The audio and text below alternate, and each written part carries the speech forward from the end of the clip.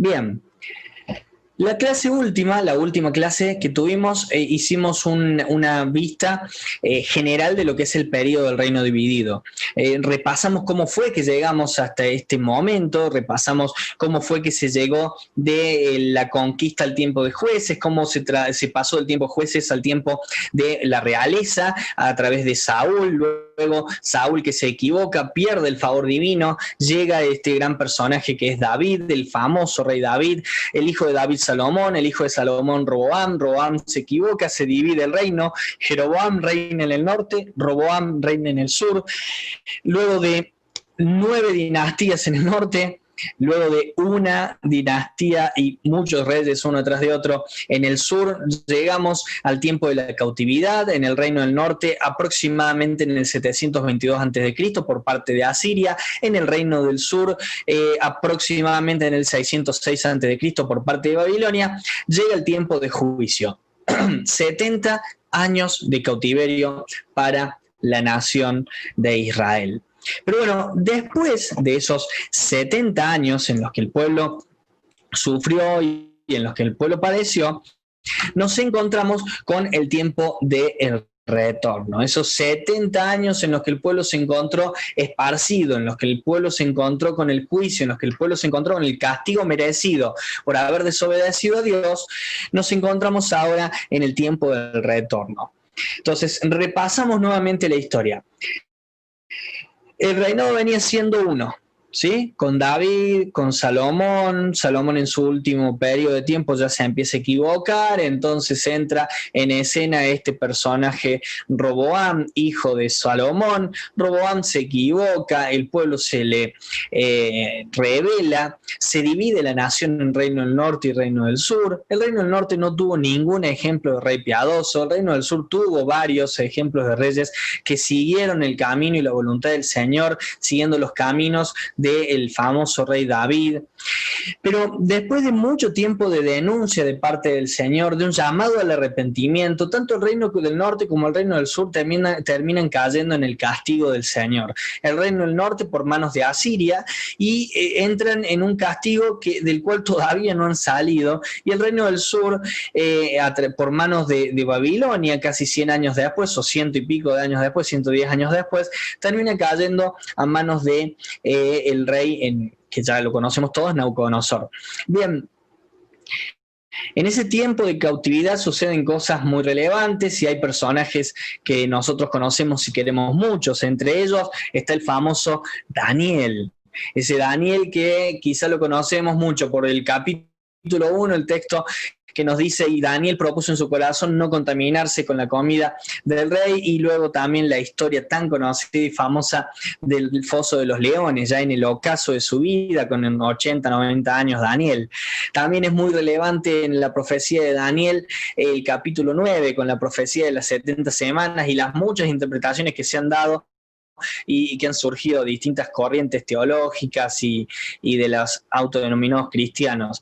Bien, independientemente de esas cuestiones que son para otro estudio, la historia de Daniel se da en este periodo del reino dividido, pero hay algo muy particular en Daniel, lo que lo moviliza a él a pedir al Señor en oración, y llega esta respuesta de las 70 semanas, que está en el capítulo 9. Él estaba leyendo la profecía de Jeremías y se da cuenta de que entre aquellos que denunciaron en el tiempo del reino dividido al pueblo la necesidad de arrepentimiento para que no llegue el castigo, Jeremías les vaticina de que el tiempo de castigo va a demorar 70 años. Bueno, luego de ese tiempo, a través de 3 personajes puntuales que son Nehemías, Esdras y Zorobabel, se produce el retorno del pueblo a la tierra que a ellos les pertenecía. Entonces tenemos ahí la historia de Nehemías, tenemos la historia de Esdras, Zorobabel, que está, no hay un libro puntualmente de él, pero este personaje leemos en los libros históricos del Antiguo Testamento, y el pueblo de una forma muy particular vuelve a su tierra. Y en este tiempo se levantan 3 profetas, Ageo, Zacarías y Malaquías. Malaquías es el último profeta del Antiguo Testamento, que son los profetas de la poscautividad, los profetas del retorno, los profetas que le hablan al pueblo que había vuelto, un pueblo que a través de la labor del Espíritu Santo, obviamente, a través de Nehemías, de Esdras y Zorobabel había corregido mucho de su accionar, pero que todavía necesitaba corrección, necesitaba comprender algunas realidades. Y bueno, ahí están las profecías de Ageo, Zacarías y Malaquías.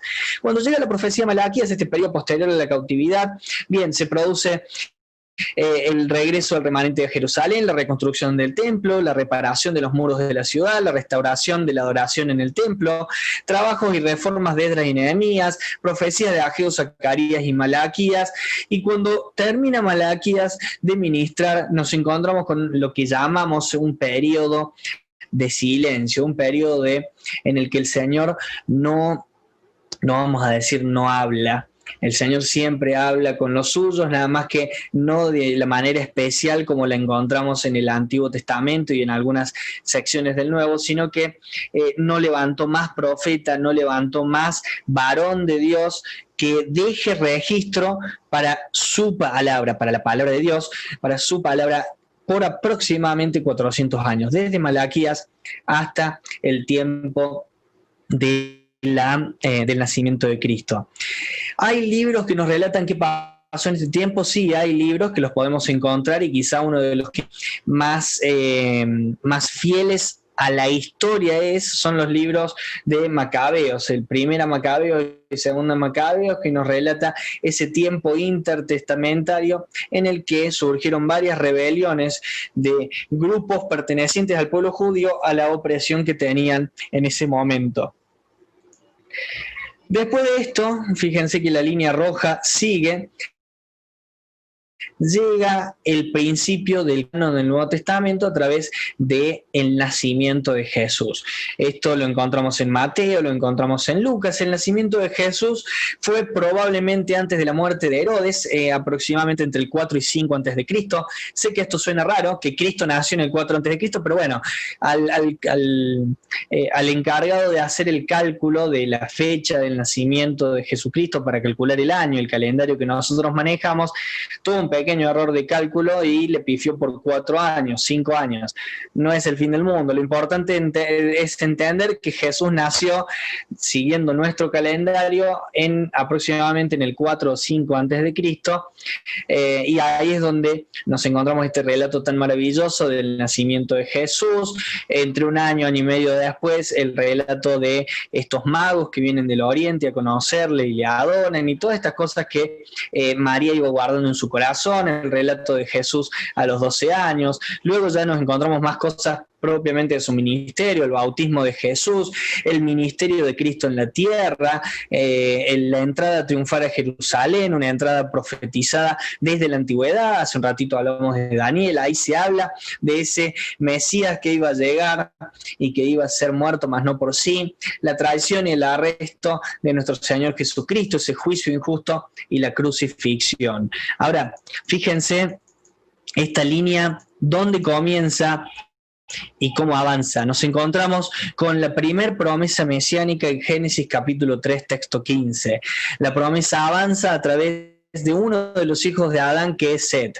Llega la línea de la promesa de una generación fiel al Señor hasta Noé. Noé, el único justo de la tierra.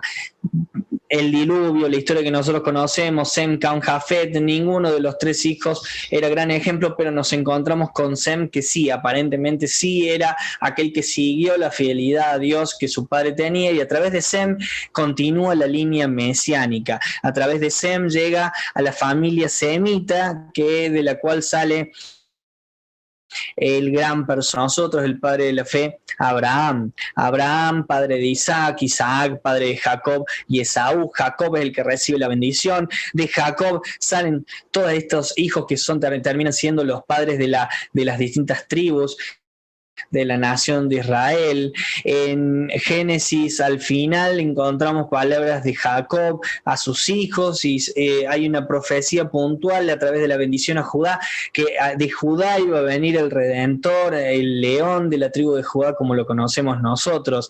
Esta línea continúa hasta Egipto,